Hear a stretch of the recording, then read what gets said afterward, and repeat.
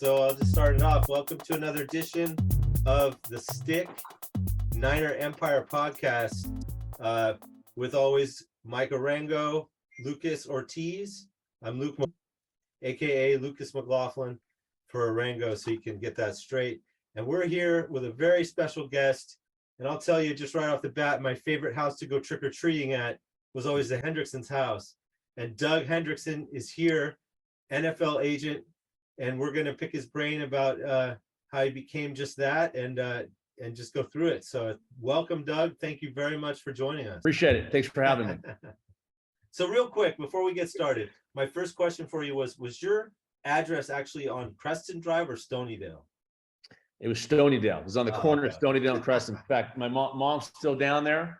Nice. No way. And still down there. And so I go see the child at home, once every few months to say hi to mom. Yeah. We don't have ours anymore, but that's so awesome.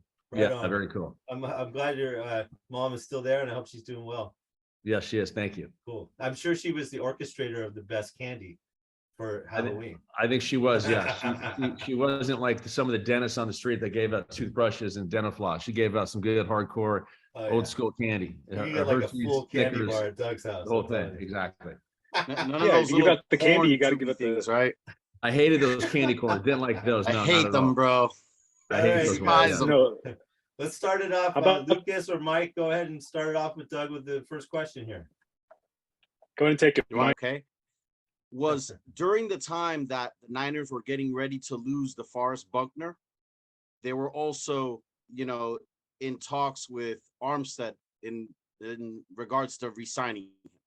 So they were trying to sign both players at the same time. Was there ever any type of collaboration between maybe you and Buckner's agent to try and keep both of these players on the team at the same time? Because while they're both great players, they both offer different things to the team.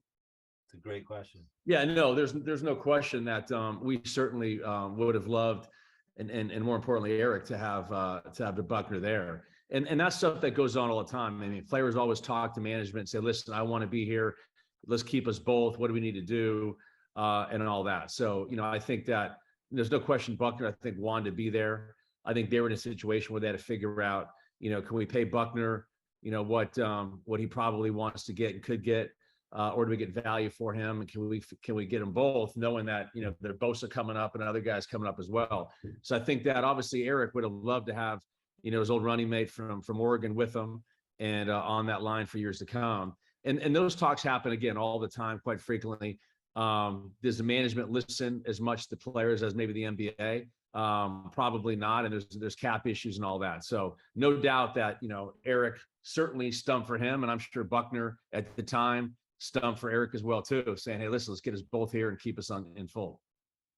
Was there ever any communication, though, between both agents? I know it sounds like a weird question, but it's just curious. And, were you both trying to work it out, maybe? I mean, obviously, your job is to get as much, financial stability for your client as well as yourself. But was there ever any type of communication with the other agent to try and make it happen? I'm curious. Yeah, there's in those situations, not really. I mean, obviously, agents all have their own agenda. And I think that ultimately, what we try to do now, though better we did back in the day, is this situation is unique. So we certainly wouldn't have talked in this situation. But however, if Buckner was on a different team and Eric was on the Niners, I certainly would want to know, hey, is there negotiation going on with him and another team? What kind of money is he getting? Because the more money we can collectively all get, the better contracts we get for all these players.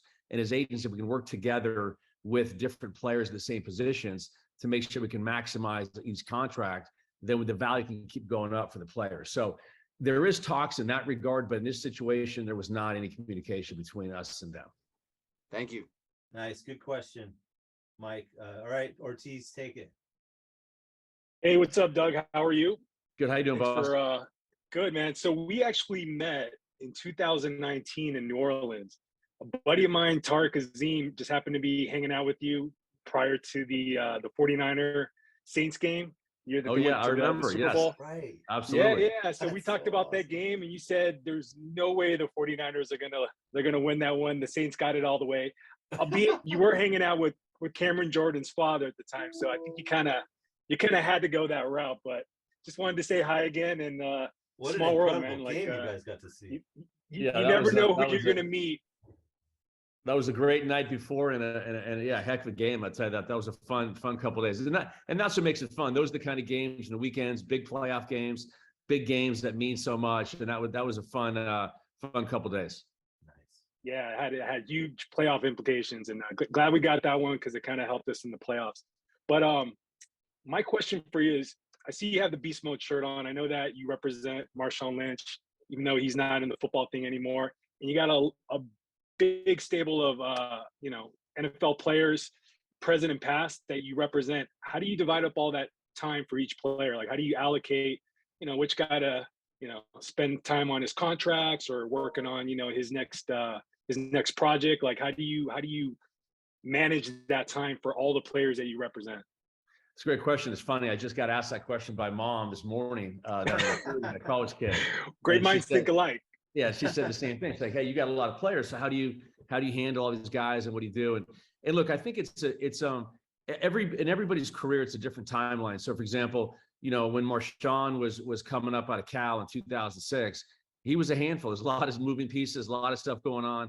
I mean, obviously still is, but there's early on in a guy's career, there's a lot of more hand-holding, I would say, as when the draft process begins and you get him into contract one, into the first 2 or 3 years of the league. So, and then obviously when guys get older, for example, Cam Jordan, who you mentioned a minute ago, he's going in year 12.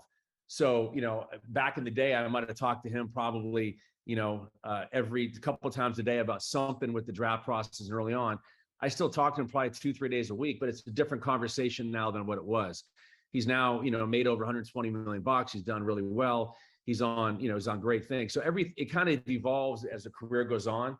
And then I'm fortunate to have a really good team underneath me that, handles a lot of stuff too. So we have people that work on the marketing, work on the charitable endeavors, work on the philanthropy, work on just concierge services and stuff for the family and day-to-day life. So I have a lot of people kind of layering things as well too. But ultimately this business is a 24/7, 365 business. It's a lifestyle.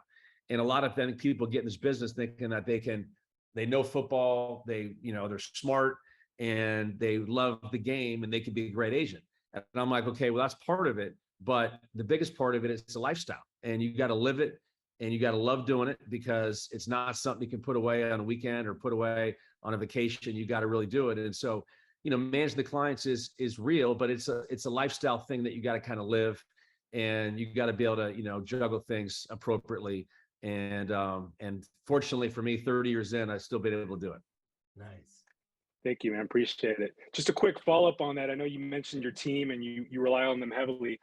I actually, in my day job, am a personal trainer, and I train one of your publicists, Rebecca Otto, who's an amazing person. And, she was always telling me, like, I got to go do this for Justin Tuck, and I got to go do this for Marshawn Lynch, and I got to go do this for, whatever other player. And I just thought, like, it's pretty cool, the connection that, you have with your team. Yes, small world. No, Rebecca is a great example. I mean, she's been with me now 15 years, and she used to start doing just local, PR bookings, things like this, and SF Chronicle and whatever it may be, to now doing, the landscape's changed. Now it's major content deals and broadcasting deals.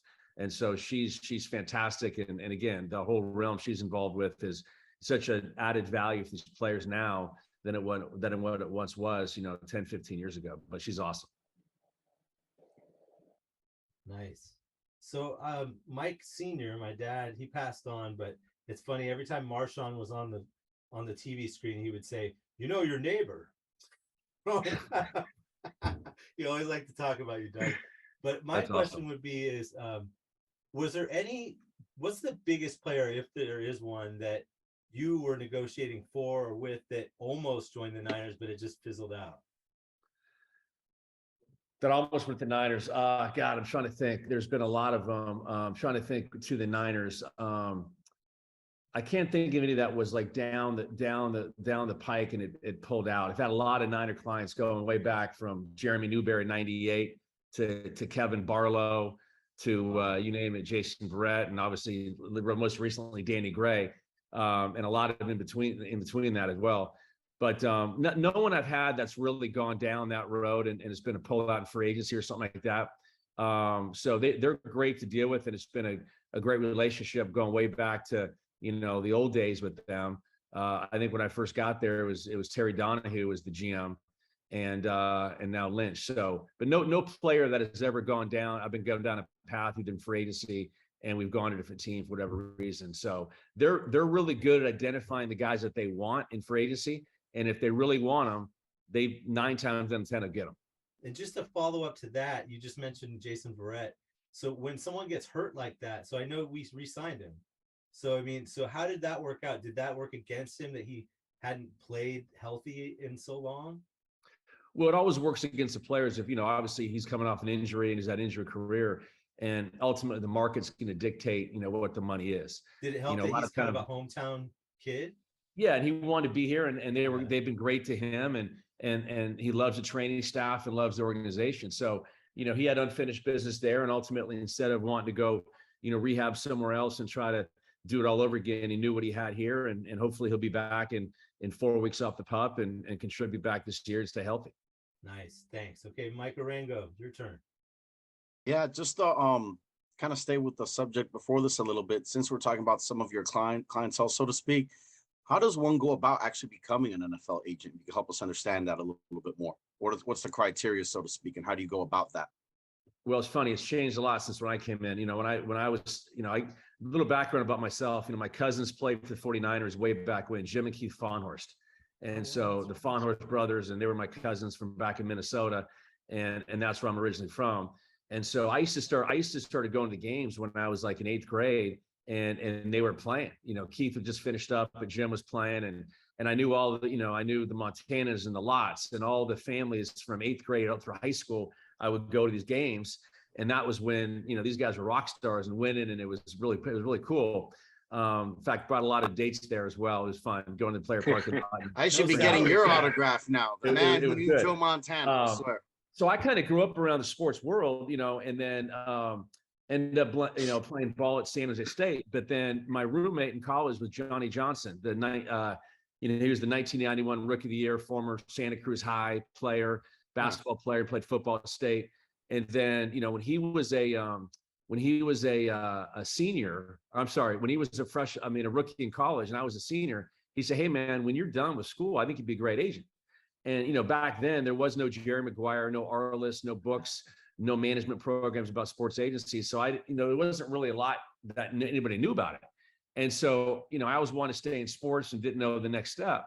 And I'm like, yeah, this would be kind of cool. And I kind of got in on the ground up working with Johnny's agent, who had like 3 clients at the time. And I got in right out of college. And that was a little easier. And that was a test you took. You had to go to DC to take the test. It was a simple test. You paid $200 and you're an agent. Now it's changed. Now you have to have either a master's degree or a law degree. The test is harder. It's a 3 or 4 day seminar type thing. And they've made it harder to get in now as far as people trying to become agents. But it's a difference now between then really is the fact that back then, I don't think you even needed a college degree, truthfully. I think you just take the test and be an agent. Now you have to, again, have a master's or a law degree to become an agent. And now all these colleges have sports management programs. I'm getting, 20 to 30 resumes a week for internships. And it's a big business because sports is a mammoth business all around, especially the NFL. Awesome. Appreciate it, man. All right, I'll take the next one. So Doug, when you're approaching a potential new client, like say they're coming out of college, they declare for the draft, what's the process of getting to know them, gaining their trust, essentially wooing them to be someone that's, gonna make them potentially a lot of money and be, an important aspect of their life into their professional career? It's a great question. I mean, the best thing I was just telling one of my younger agents the other day, the best thing about my business and this business is you sell yourself. You're not selling software. You're not selling a product that you don't think is very good. You're selling you.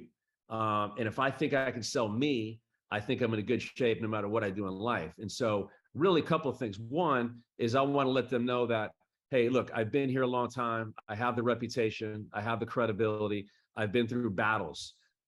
Nobody knows more higher management people in the NFL than I do in terms of owners and decision makers. I've seen it all in the draft process. I've seen guys, Jalen Smith get hurt at the Fiesta Bowl, get dropped in the draft. I've seen Sidney Jones, potential top 5 pick, tears Achilles at the pro day. I've seen players get accused of things. I've seen everything in the world in the draft process. So in terms of me getting him from point A to point B, I can get him there, and I've seen everything under the sun to get him to the promised land.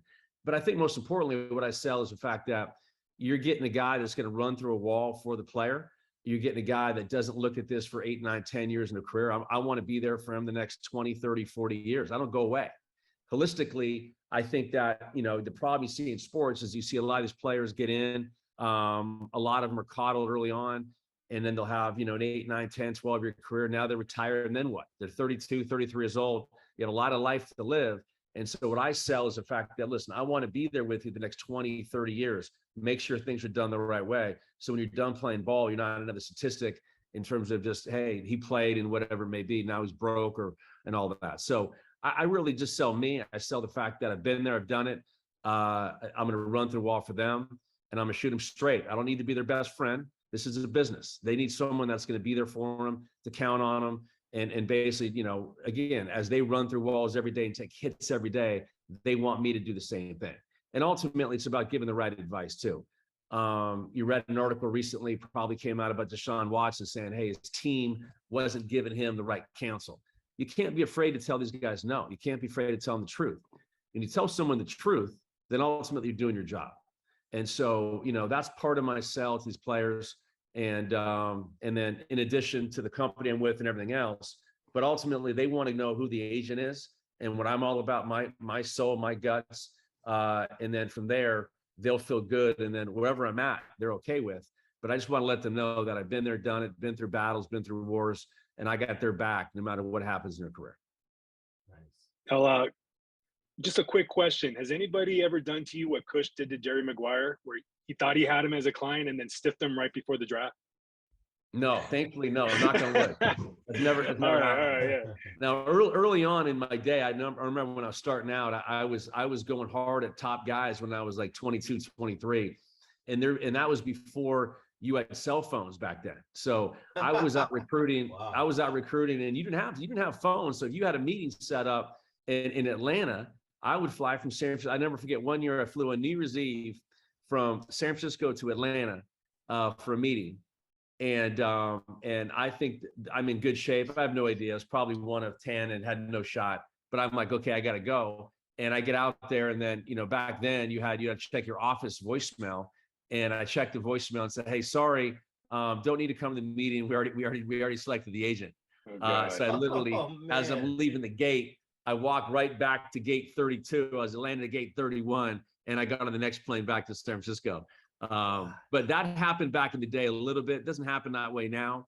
But thankfully, no one's done that like the movie. Now you could just have a quick Zoom meeting and find out, right? Yes. Yeah. Easier. Just get in those DMs, just like a quick message. Hey, sorry, we're not gonna go with you. Right. Chalk one up for technology there. Wow. There you go. That's a crazy story. So, Doug, I was just curious.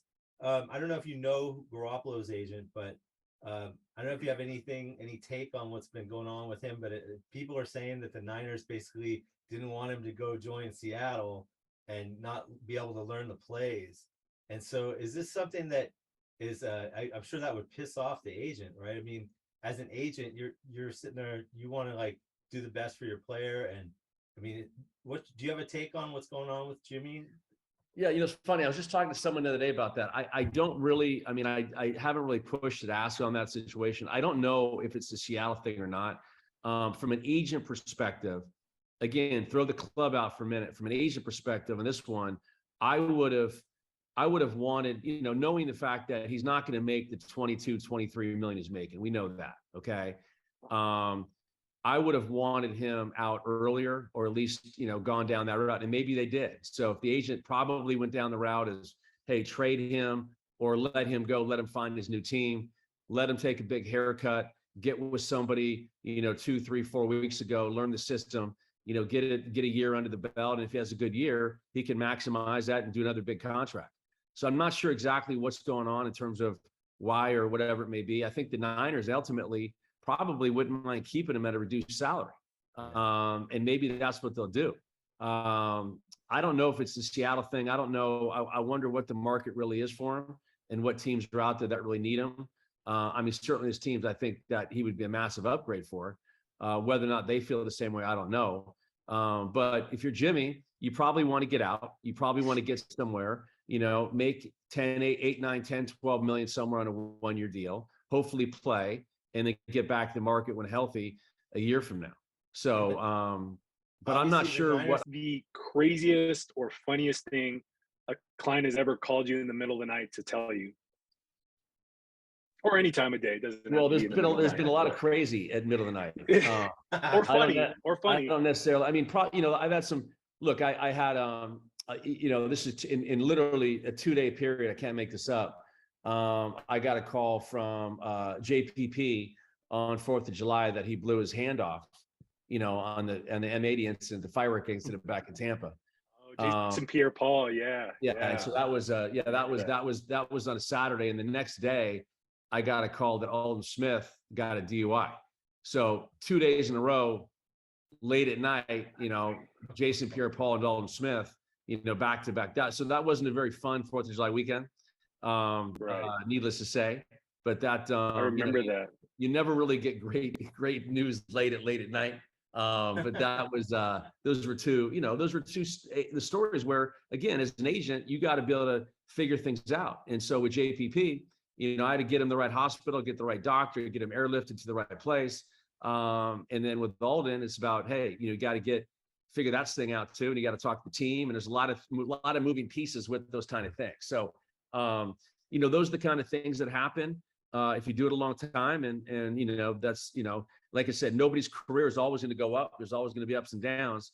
And my job's be there for the good and the bad. But I wish I could say there was a late night, middle of the night story that was like, hey, I want to pay you more money, or hey, whatever. But none of that's happened yet. Nice. The sad part is the opposite happened. They actually cost themselves money as well as yourself, if you think about it. No, very true. Very true. Yeah. All right, Mike, why don't you finish it up with the last question? You know what? I'm going to steal one from you, Ortiz. We hear a lot of great things about Eric Armstead and some of the great things he does in the community. I think, correct me if I'm wrong, I think he won like Walter Payton Man of the Year twice or something like that, if I'm correct, if that's the right award.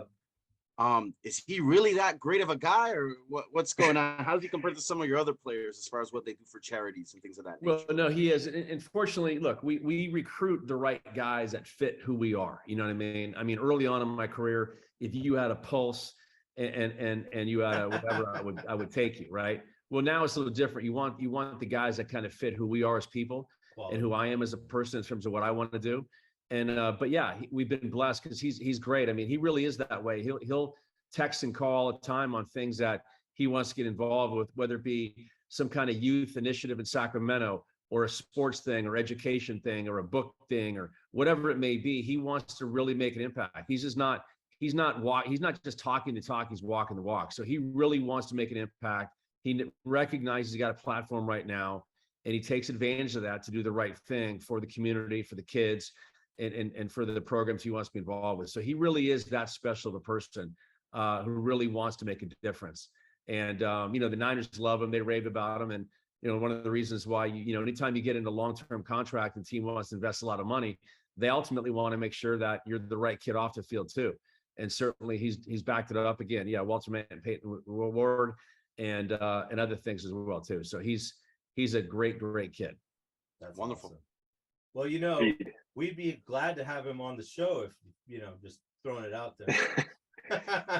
maybe a bye week, or No question. Throw on our jerseys, Armstead jerseys. That's put you on the spot, though. Yeah, and I think Danny Gray would be great too. Danny Gray is going to be a rising superstar that the Niners love. You got Danny Gray. That'd be awesome. Yeah, I think he's going to be a special kid this year. That's going to do some great things. They love what he's all about, and so that'll be fun as well.